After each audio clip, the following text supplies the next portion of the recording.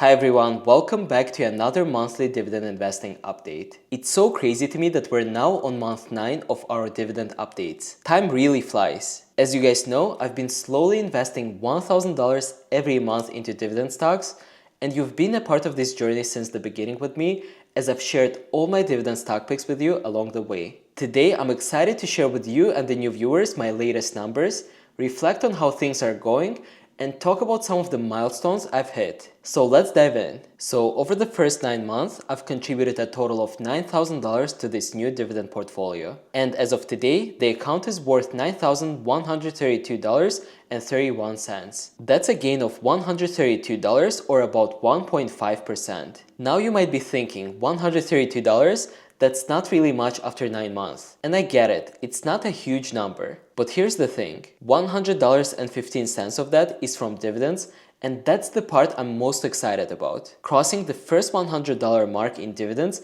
feels like a big step because, you know, it's the first real sign of this portfolio starting to work for me. And it's also passive income, and it's only going to grow from here. The other $30 or so of the increase comes from unrealized gains on the portfolio, which, let's be honest, isn't super impressive. And you're probably wondering why the returns are so modest. Well, compared to something like my undervalued portfolio, where I've also been investing $1,000 each month for 9 months, and which is up 30.4%, dividend investing is a different game. It's not about chasing big flashy returns. Instead, it's more about stability, consistent income, and building something reliable over the long term. And for that purpose, I think this portfolio is doing exactly what it's supposed to do. And speaking of performance, let's talk about the stocks themselves. You've probably noticed one major change in the portfolio. BMW got delisted this month, which means their stock is no longer trading on the stock exchange. I ended up taking a loss of $68.93 on that investment. It's not ideal, but these things happen.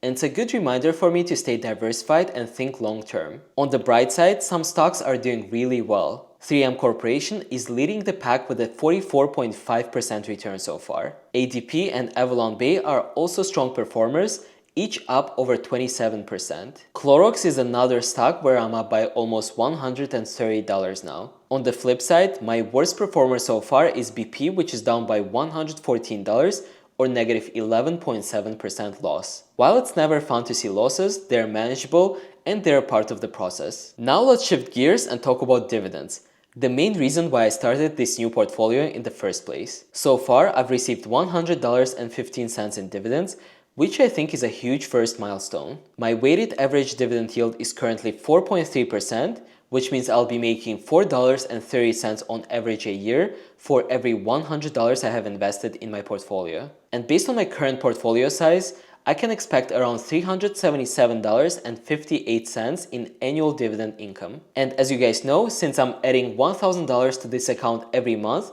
that number will continue to grow. The best part is these dividends will eventually start compounding because I'm reinvesting them, meaning the income will grow faster over time. It's a slow process, but it's really satisfying to see how it's starting to take shape. In my next video, I'll share with you guys my stock picks for December and let you know which dividend stocks I'll be putting the next $1,000 into. If you have any questions or want to share your own dividend investing journey, let me know in the comments. As always, thank you so much for being here with me, and I'll see you in the next video.